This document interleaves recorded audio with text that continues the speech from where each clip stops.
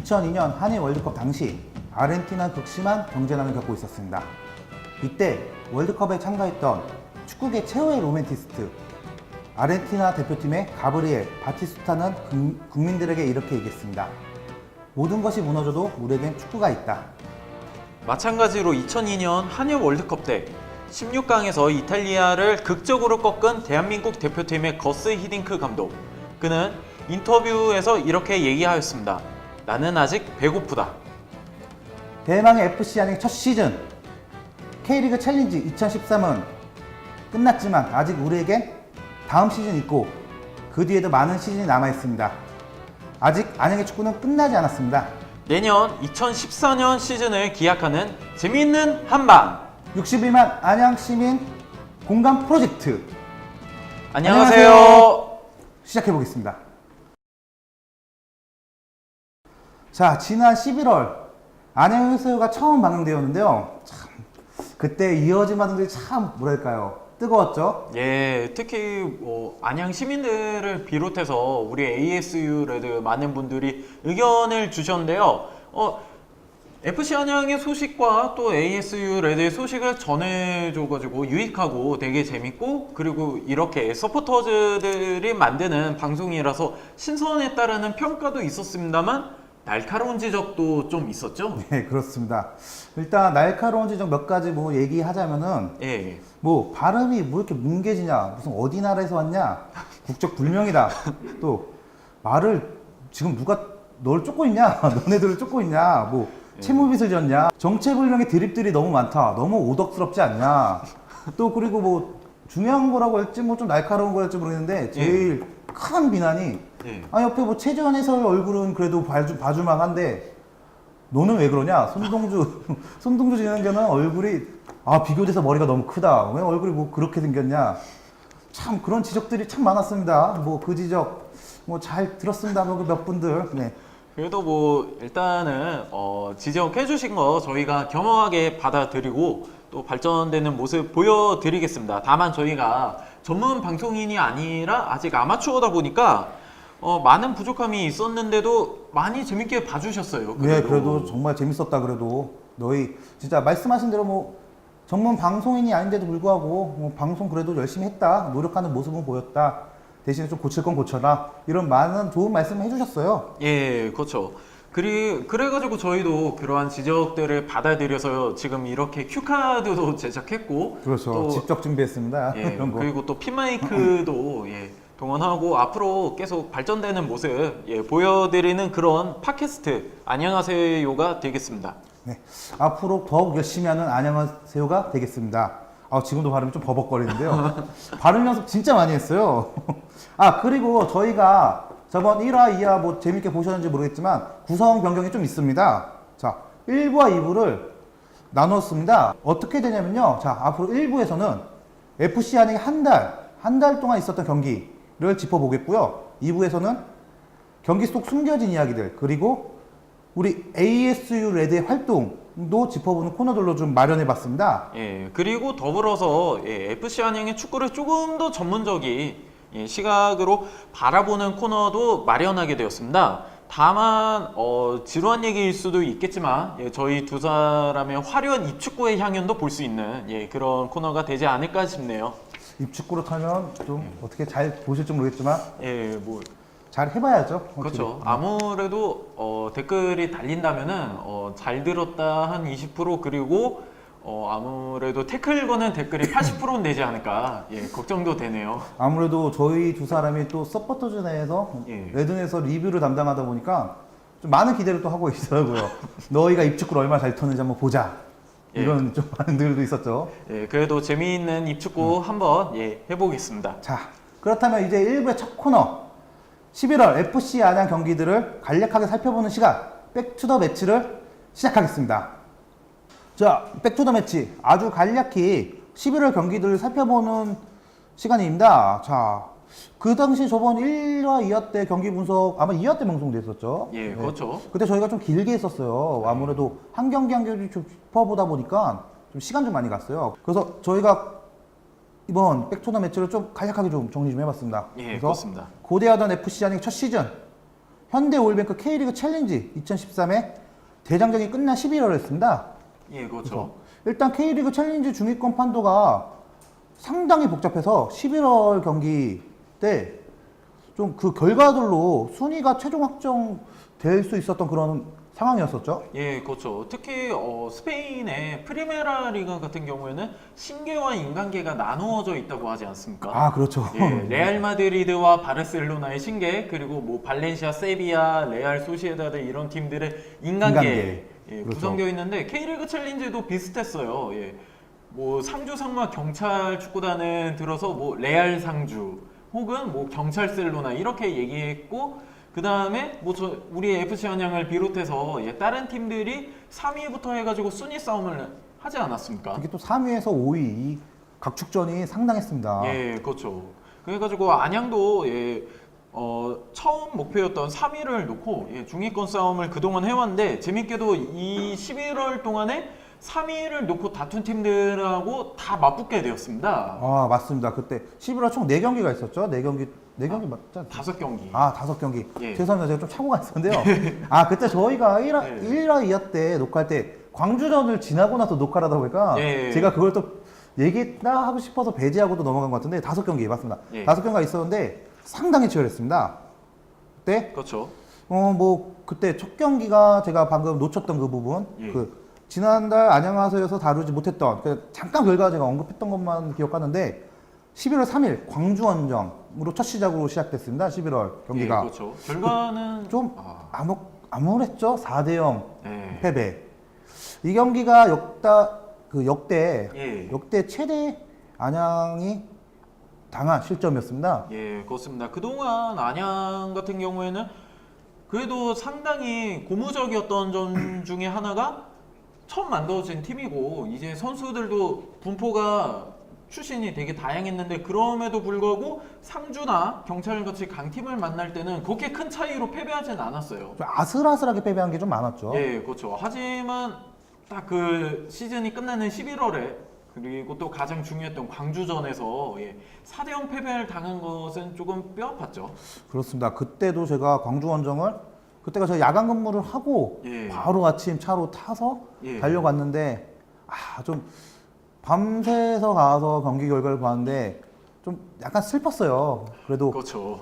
우리 팀이니까, 사랑하는 우리 팀이니까 뭐 저는 승리하나 패배하나 항상 똑같은 마음으로 좋아하긴 좋아했지만 4대0이라는 게 좀 처음 당한 스코어 아니었습니까? 쓰라리죠. 좀 쓰라린 것도 사실이었습니다. 그래서 그렇게 좀 쓰라린 경기였지만 그래도 어떻게 보면 좀 약이 되었다? 어떻게 보면은 FC 한양에게 있어서 훌륭한 밑거름이 되었다라고 볼 수 있는 또 경기라고도 저는 또 한번 자평해 보겠습니다. 예, 그리고 11월 9일 수원FC와 홍영기가 있었는데 이날 또 비가 내렸습니다. 네, 비가 상당히 많이 왔었죠. 그래서 예. 이날도 아쉽게도 1대0으로 패하고 말았습니다. 예. 그래서 광주, 수원 이렇게 2연패를 거두게 되었는데요. 참 두 팀과 그때 경기 패배한 경기에 좀 유사한 부분이 많았죠. 예, 그렇습니다. 일단은 뭐 두 팀이 전술적 차이나 선수 구성에서 차이는 있죠. 당연히 있을 수밖에 없죠. 그건. 예, 하지만 우리 안양과 경기하면서 공통적으로 드러났던 부분이 있었습니다.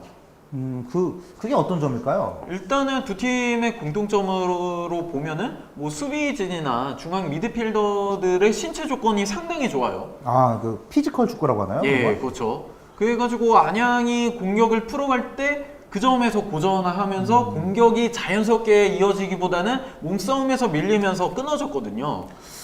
그렇다면은 그 피지컬 앞세운 축구가 분명히 광주, 수원 말고도 또 상주, 상무도 예. 있지 않습니까? 예, 그러면 그 두 팀의 축구가 선이 굵다고 표현할 수 있는데 예, 그럼 이 팀들 전체적으로 몸싸움이 강하고 그 롱패스를 많이 활용한다고 전에도 저희가 한번 리뷰에서도 알았었고 아마 저번 그 1화, 2화 때 경기 분석할 때 그 얘기를 했던 걸로 제가 기억을 합니다. 예, 그렇습니다.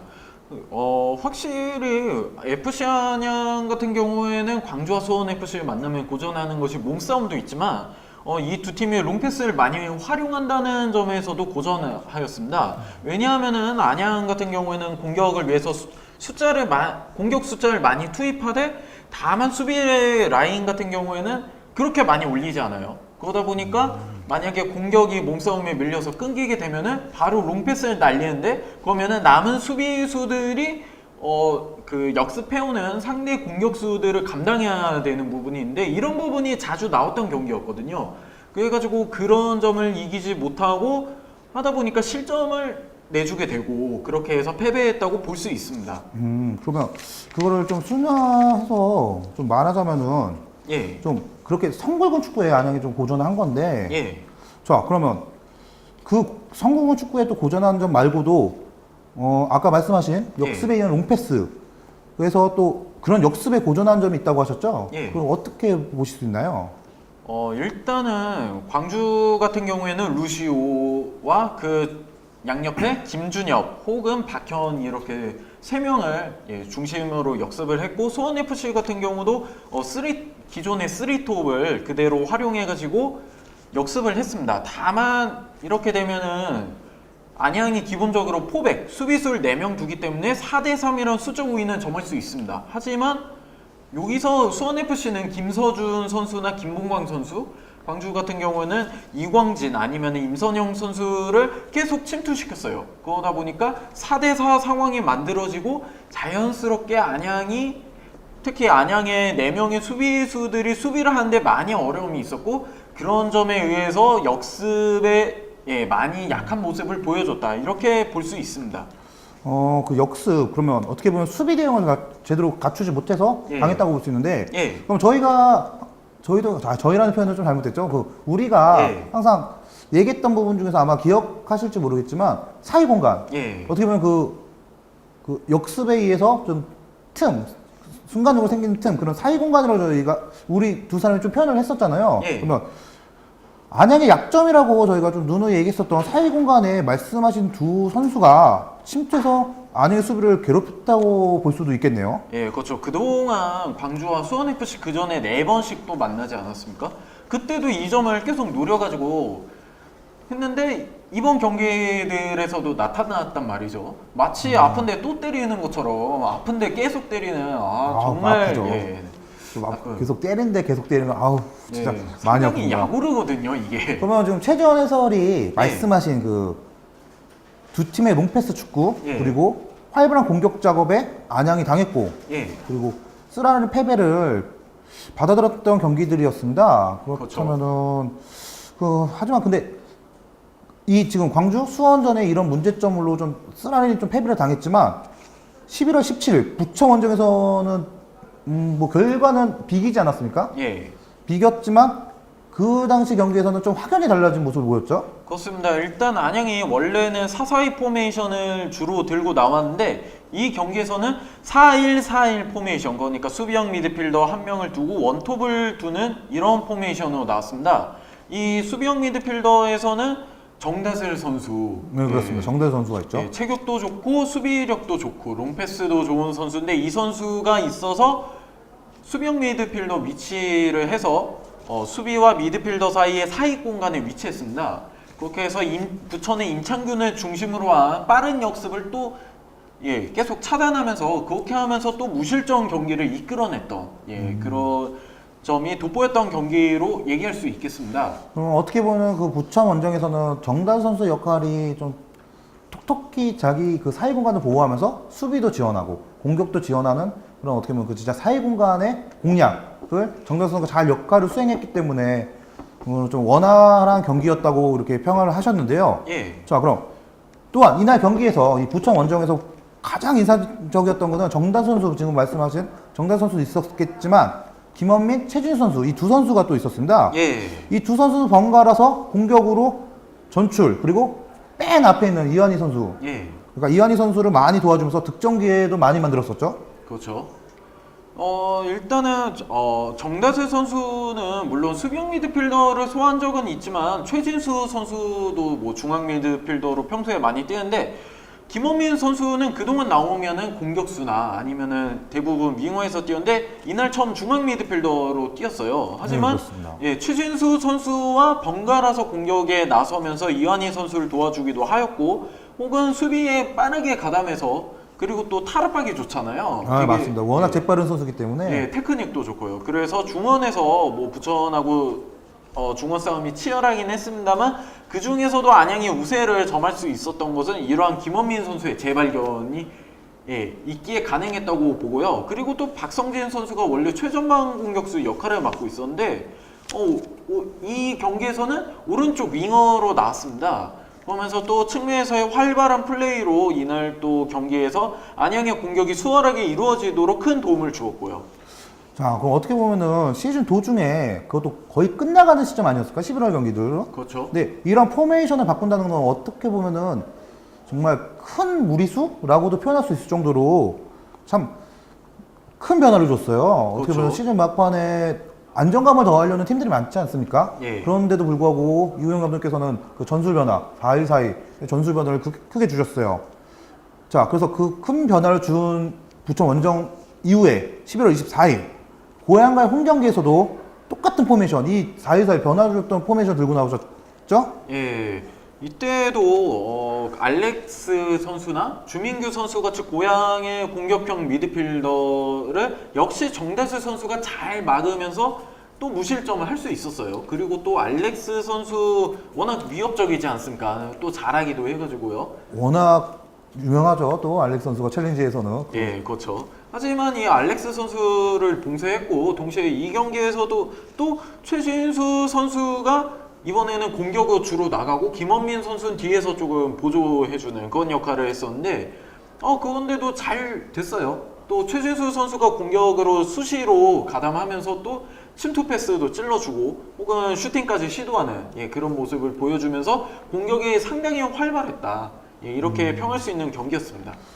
이날 그 고향전에서 홈 경기에서 제가 또 중계를 옆에 계신 최지현 해설가 그 편파 중계를 하지 않았습니까? 예, 그렇죠. 그날 저도 이제 중계를 하면서 현장에서 직접 위에서 이제 바라봤지만 예. 그날 진짜 상당했어요. 그 예. 최지현 해설이 방금 설명하신 것처럼 4-1-4 포메이션의 또 역할, 각 선수들의 역할을 잘 수행했고 근데 다만 후반 시작과 동시에 4-4-2 포메이션으로 다시 변화를 시켰단 말이죠. 그렇죠. 자, 그때 포메이션 변화를 다시 어떻게 보면 4-4-2로 복귀를 한 건데 예. 이때 고향에게 좀 살짝 밀린 감이 있었어요. 예, 아무래도 이때 정다슬 선수가 중앙 미드필더 위치로 올라가면서 동시에 사이 공간이 생겨나게 됐고요.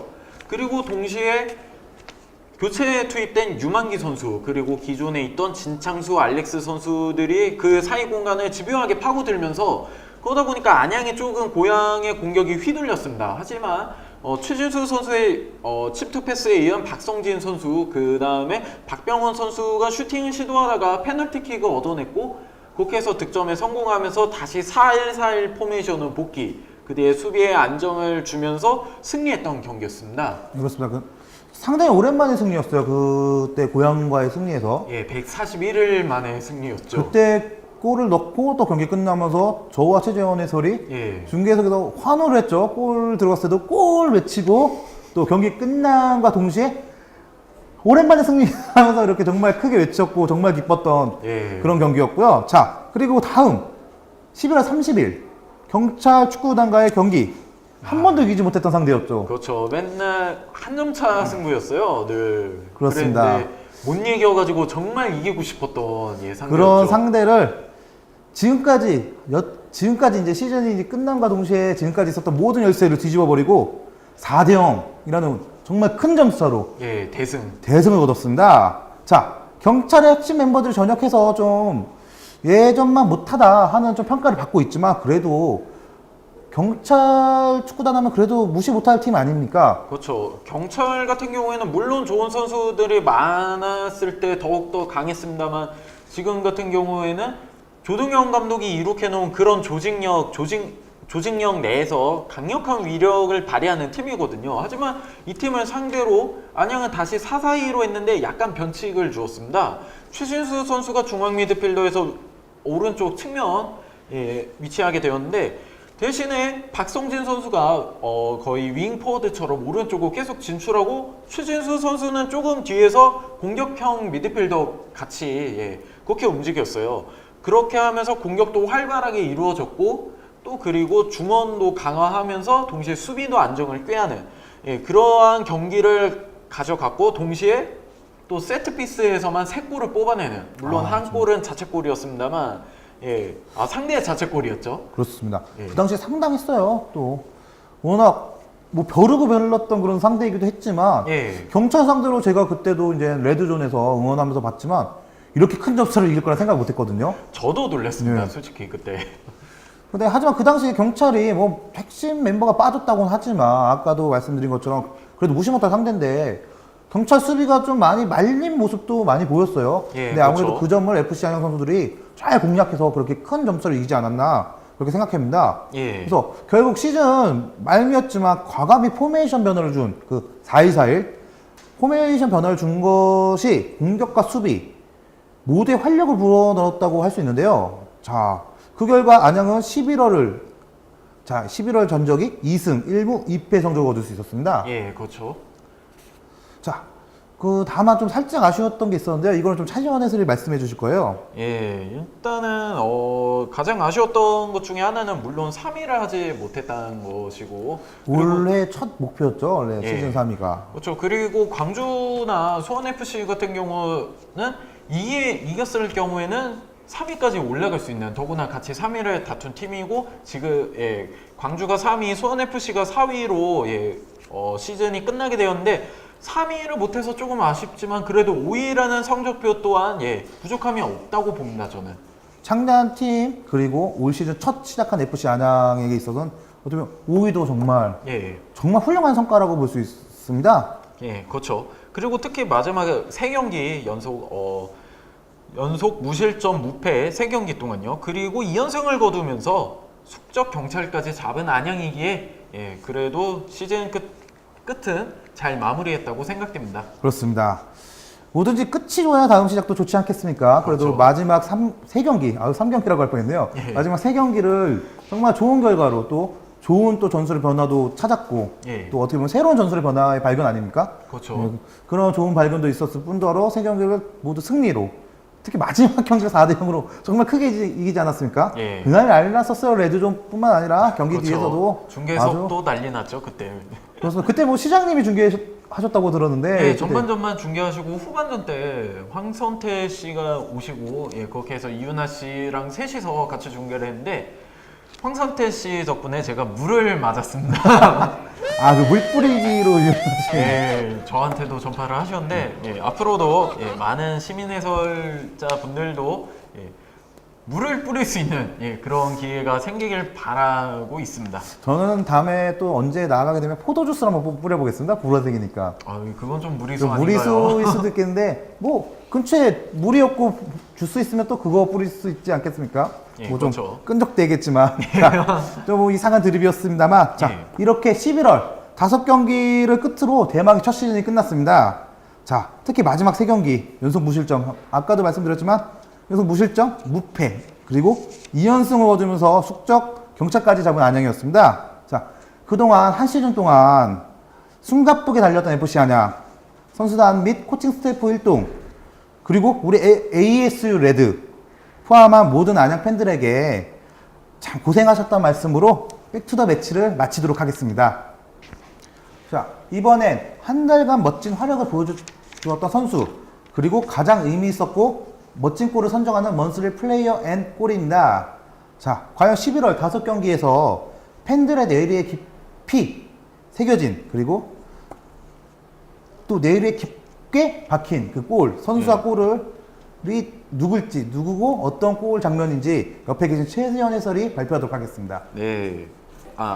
이번 11월 팬들이 선정한 최고의 선수 11월의 선수 바로 FC 안양의 초대 주장 김효준 선수입니다. 축하합니다. 네, 축하드립니다. 네, 자. 박수는 저만 쳤네요. 네. 좀 대본 잡고 좀 보고 있느라 제가 좀 예. 놓쳤는데 예. 자 우리의 주장 김효준 선수가 11월 선수로 선정된 것을 정말 축하드리고요. 자 김효준 선수가 11월 5경기 모두 출장했습니다. 예. 이 중 33라운드와 35라운드 위클리 베스트에도 선정되었습니다. 예, 그렇죠. 다만 조금 아쉬운 점이 아무래도 11월 3일 광주전 대회에도 출전을 했고 또 주장이기 때문에 책임을 피하기는 힘들어요. 정말 그렇습니다. 냉정히 얘기하자면 솔직히 좀 죄송한 마음도 있긴 한데 좀 아무래도 네. 수비 실수가 4대0이라는 것도 어떻게 보면 나올 수 있는 스코어이기 때문에 예, 그렇죠. 하지만 그래도 그 뒤에 경기에서 꾸준히 좋은 수비, 정말 멋진 모습 그리고 탄탄한 수비를 보여줬기 때문에 그리고 또 마지막에 3경기 연속으로 또 무실점도 기록할 수 있지 않았습니까? 예, 그렇습니다. 김효준 선수의 키가 184cm 아닙니까? 예. 그래도 어떻게 보면 선수 수비수 입장에서는 그렇게 크지도 그렇다고 또 작지도 않은 예. 그런 선수인데 공중볼도 잘 따내고 여기에 상대 패스도 잘 끊어내는 등 많은 활약을 보여줬기에 가능하지 않나 싶습니다. 예, 김효준 선수 같은 경우에는 2005년 내셔널리그에서 데뷔를 하였고요. 그리고 그 이듬해 바로 2006년에 경남FC가 창단될 때 창단 멤버로 뛰었습니다. 예, 그래서 그렇게 했다가 나중에 김해시청 또 창단 멤버로 들어가서 또 주장도 맡으셨고요. 그리고 또 내셔널리그에서 활약하다가 올해 FC 안양 주장을 또 맡게 되셨는데 8년 동안 올해까지 포함해서 168경기를 출전하였습니다. 창단 멤버를 좀 많이 하셨네요. 예, 또 주장 담당. 네, 또 대단하신 선수입니다. 예, 또 많이 하였는데 그동안 또 경험이나 노하우가 많이 쌓이지 않았습니까? 네, 그렇습니다. 그러다 보니까 그러한 노련함으로 보그단, 수원FC의 보그단, 광주의 루시오, 그리고 FA컵에서 붙었던 라돈치치 이런 거대한 장신 선수들을 어떻게 상대해야 되고 어떻게 공중볼 따야 되는지 잘 알고 있어요. 그런 게 바로 노련함이죠. 예, 그렇죠. 자, 그리고 김효준 선수가 78년생. 예. 만 35, 35세. 예. 그렇게 많은 나이에도 불구하고 오히려 원숙한 수비를 보여주고 있고 또 어떻게 보면 젊은 선수들에게서 좀 귀감이 되고 있지 않습니까? 예, 그렇죠. 네, 또 주장으로서 본분을 다했기에 안양이 막판 2연승과 3경기 연속 무실점을 가져가지 않았나 저는 그렇게 생각합니다. 예, 그리고 그동안 수비수로서 주장으로서 책임감을 많이 느끼셨을 텐데 그만큼 활약으로 돌아오지 않았나 싶습니다. 그래서 욕심 같아서는 많이 넘어서 은퇴한 AC 밀란의 파울로 말디니 선수같이 오래오래 뛰어줬으면 합니다. 그렇게 되면 또 영국 앨범까지 생각할 수 있겠는데요. 괜찮은데요? 괜찮은데요, 진짜. 예. 자, 오랜 경험으로 안양의 수비진을 더욱 견고하게 쌓은 우리의 주장 김현준 선수가 12월에 선수로 선정되었음을 이렇게 알려드리고요. 자, 다시 한번 축하드립니다. 예. 이번에 저도 박수 해야죠. 자, 그리고 이어서 이달의 골을 또 선정하도록 하겠습니다. 자, 안양이 이번 달 11월에 총 5골을 터뜨렸는데요. 과연 어떤 골이 선정되었는지 또 옆에 계신 최지원 해설이 발표하도록 하겠습니다. 예, 발표 담당이 되었는데 괜한 시간 끄는 거 없이 바로 발표하겠습니다. 바로 11월 24일 고양전 때 박병원 선수의 페널티킥 골이었습니다. 자, 박병원 선수 달려들면서 슛! 들어갔어요! 자, 박병원 선수. 자, 지금 박병원 선수.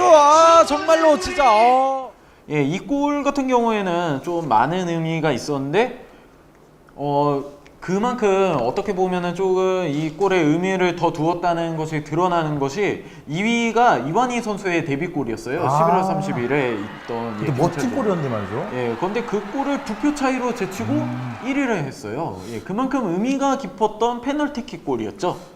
말씀대로 이 골이 진짜 사실 많은 의미를 가지고 있습니다. 예. 어떻게 보면 페널티킥으로 골 넣었다는 거 본인으로 하고는 멋진 골이라고는 볼 수가 없는데 예. 아무래도 141일 만에 한 경기 승리를 안기는 데다가 또 3경기 연속 무득점을 또 탈피하게 된 그런 득점 아니었습니까? 예, 그렇죠.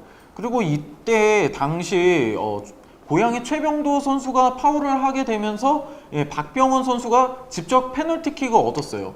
하지만 보통 축구계에서 하는 말이 파울을 당한 선수는 페널티킥을 차지 않게 해요. 왜냐하면은 아무래도 파울을 당한 상태고 침착함이 요구되는 페널티킥 상황에서 흥분되면은 실축할 가능성이 높기 때문에 보통은 전담 키커를 보통 많이 차게 하는데 하지만 이날 박병원 선수가 직접 페널티킥을 찾고 그리고 깔끔하게 성공시키면서 안양이 고양을 1대0으로 이겼습니다. 말씀대로 전담 키커가 공을 찼다면 더 확실하게 넣을 수 있었겠지만 왜냐면 차는 사람의 부담이 큰 게 페널티킥이 아닙니까? 그렇죠. 거기다가 또 오랜 부진을 날려버릴 수 있는 또 아주 중요한 기회였어요. 그래서 박병원 선수 부담이 좀 컸을 거예요. 그때 찼을 때. 그런데도 정말 또 어떻게 보면 노련한 모습으로 또 침착하게 골을 성공한 박병원 선수 참 대단합니다. 그래서 그렇습니다. 어떻게 보면은 참 자신이 얻어낸 페널티킥을 직접 마무리했기에 그리고 또 오랜만에 승리를 또 안겨줬기에 의미가 크게 보지 않았나 싶습니다. 예, 그렇습니다. 사실 예, 상당히 멋진 골들 같은 경우는 11월 30일 경찰전 4대0 대승 때 많이 나왔어요. 엄청 나왔죠 그때. 예, 하지만 이러한 모든 것을 다 끊어버리고 그리고 예, 모든 것을 종료시킨 그리고 큰 부담을 스스로 이겨낸 이 페널티킥 골이 아무래도 팬들에게 더욱 더 큰 의미로 다가온 골이 아니었나 싶습니다. 그래서 12월의 골 박병호 선수의 페널티킥으로 선정되었음을 알려드립니다. 예. 축하드립니다. 자, 이번에 신설된 코너입니다. 예. 바로 경기 외 FC 안양 소식을 정리하는 FC 안양 뉴스입니다. 네, 뉴스죠. 좀 뉴스 아닙니다. 네, 그게 좀 급조했어요, 제목을. 나중에 좀 공모해서 좀 더 예. 좋은 제목으로 선정할까 하는데요. 예. 일단은 뉴스로 시작하겠습니다. 예. 자, 9년 만에 부활이 이루어졌던 K리그 챌린지 2013 시즌 총 35경기를 치렀죠. 예, 그렇죠. 안양은 총 12승 9무 14패 5위라는 성적표로 시즌을 마무리 짓게 되었습니다. 예, 상당히 배부른 소리긴 한데 솔직히 말해가지고 그 FC 안양이 3위 목표였죠. 예, 그렇습니다. 3위로 올라갈 수 있었던 기회가 몇 번 있었는데 그것을 예, 잡지 못해서 조금 아쉬웠어요. 뭐 물론 5위라는 성적이 예, 절대 나쁜 성적은 예, 아니죠. 나쁜 성적은 아니지만 그래도 사람 욕심이다 보니까 그리고 또 팬의 욕심이다 보니까 또 초에 예. 감독님께서도 크게 말씀하셨던 3위였기 때문에 예. 그래가지고 특히나 11월 초에 붙었던 2연패가 하필이면 딱 그 3위 경쟁하는 팀들이었기 때문에 예, 그래서 더 아쉬움이 남습니다. 그래도 5위라는 성적이 참 의의가 있는 것이 예. 우리 선수들 보면 K리그부터 예. 그 내셔널리그, 대학 신인 등 다양한 선수들이 구성된 팀 아닙니까? 예. 거기다 선수진들이 또 늦게 꾸려져서 동계훈련에서도 어려움이 컸다고 해요. 예. 또 시즌 또한 또 시즌 초에 또 어떻게 보면 좀 뭐라고 하죠? 그 선발 멤버라고 해야 될까요? 예. 그런 선발 멤버의 또 멤버들 또 몇 명이 좀 장기 부상자들이 예. 그 그렇죠. 상당히 많았기에 좀 어떻게 보면 시즌 초에 어렵게 시작을 했던 FC 안양이었습니다. 예, 그렇습니다. 뭐 앞서서 예, 배부른 소리라고 절대 쉴드 치는 거 아닙니다만 예, 배부른 소리를 한번 해봤고요. 예, 저도 예, 손동주 해설 말씀에 예, 동의하는 바입니다. 근데 좀 배부른 소리는 맞긴 맞아요. 예, 그렇죠. 그렇습니다. 뭐 급하게 이미지 관리하신 건지 모르겠지만 예. 뭐 이 방송 61만 안양 시민과 안양 선수들이 같이 보고 있어요. 예, 하지만 저 나쁜 사람이 아니기 때문에 예, 방송 보시는 모든 분들 예, 절대 오해 없으셨으면 합니다. 네, 지금 당황하고 자신을 급하게 포장하는 최전 해설의 모습을 보고 계십니다. 자, 그리고 안양이 50득점 또 51실점을 하였습니다. 예, 이 점은 또 어떻게 해석해 볼 수 있을까요? 경기당 1.4 득점, 1.5 실점을 볼 수 있는데요. K리그 챌린지 팀들이 대체적으로 수비 조직력이 다 꾸려진 상태는 아니었어요. 오히려 시즌 중반에 수비 전술, 뭐 선수 기용에 많은 변화를 줬는데 안양도 그런 과정에서 예, 놓여있는 똑같은 입장이 있었습니다. 하지만 예, 지금 51 실점이라는 성적은 보면은 K리그 챌린지 내에서는 중간이에요. 아, 그렇습니까? 예, 그렇습니다. 무실점 경기가 6번이 있었는데 이 점을 감안해도 중간으로 볼 수 있는데 다만 예, 그에 비해서 공격력이 조금 아쉬웠다. 예, 이렇게 볼 수가 있습니다. 자, 첫 시즌이었던 만큼 기쁨과 아쉬움이 교차하지 않았나 싶습니다. 예, 자, 이제 첫 걸음을 내딛는 안양이기 때문에 기대와 격려가 앞으로 더 필요하지 않을까 싶습니다. 자, 예. 이렇게 해서 FC 안양의 2013년은 끝났지만 더 나은 내일을 기다리고 있다고 생각합니다. 예, 그렇죠. 그리고 이 방송이 나갈 때, 예, 나가기 전이죠. 12월 10일, 예, 2014년 신인 드래프트가 있습니다. 아, 벌써 또 그런 시즌이 왔네요. 예, 그래가지고 새로운 선수들이 우리 FC 안양에 합류하게 될 것으로 보이고요. 예, 몇 명의 선수고 어떤 선수가 올지는 모르겠습니다만, 예, 잘 왔으면 좋겠습니다. 아무래도 좋은 선수도 잘 우리 코칭 스태프에서 잘 뽑아온다는 표현은 좀 그렇고 스카우트 해올 거라 또 믿어 싶지 않습니다. 예, 그렇습니다. 그리고 지금 또 선수단이 예, 휴가 중이에요. 아, 그렇습니다. 선수들 한 해 고생했기 때문에 예. 또 달콤한 휴식 가져서 재충전의 시간도 가져야 하지 않겠습니까? 그렇죠. 저희 방송 보고 있을지도 몰라요. 실제로 몇몇 선수가 이걸 보셨다고 해요. 예, 모 선수는 손동주 해설에게 아 형 왜 그래요? 발음 진짜 그러지 마요. 아까 처음에도 제가 말씀드린 것처럼 예, 이 유니폼을 직접 주신 예, 모 선수. 네, 모 골키퍼 선수가 예, 눈치도 왜 이렇게 많이 보이고 지적 많이 하셨는데요. 예, 앞으로 더 나은 모습 보여드리도록 하겠습니다. 자, 예, 그렇습니다. 그리고 1월 중순 2014년 시즌 준비해야 되지 않겠습니까? 그렇죠. 그때 제주도로 FC 안양 선수들이 전지훈련을 떠나게 됩니다. 아, 그리고 2월 전지훈련도 또 잡혀 있는데요. 예, 아마 아직 예정이긴 하겠지만 창원으로 또 예. 예정되어 있습니다. 따뜻한 데로 가야죠. 그렇습니다. 계속 추운 데 있으면 선수들도 위험해요. 그렇죠. 부상 위험이 부상 크죠. 위험이 크죠. 추운 데서는. 그렇죠. 그래서 이 현장은 제가 뭐 아직 확실하게 저도 정해진 건 아니지만 예. 직접 참여해서 또 많은 소식을 또 안고 오겠습니다. 예, 비시즌에도 안녕하세요는 계속되고요. 예, 신인 드래프트로 오는 선수들도 알아보고 그리고 만약에 손동주 해설이 가신다면 예, 특파원식으로 해서 예, 전지훈련 소식까지 다루고 그리고 시즌 전망까지 예측해보는 예, 그러한 순서를 가지겠습니다. 뭐 이렇게 옆에서 설정해 주시니까 당연히 해야겠네요. 뭐 네, 열심히 하겠습니다. 자, 예, 잘 다녀오시고요. 네, 잘 다녀오도록 하겠습니다. 꼭 가야겠네요. 자, 지금까지 11월 안양의 경기들을 분석해봤고요. 또 시즌 정리도 살짝 해봤죠? 네, 예. 해봤습니다. 자, 그러나 안녕하세요. 끝나지 않고 다음 2부에서 조금 더 가볍고 소소하고 재밌는 이야기를 들려드리도록 하겠습니다. 그러면은 다음 2부에서 다시 찾아뵙도록 하겠습니다. 안녕. 제발.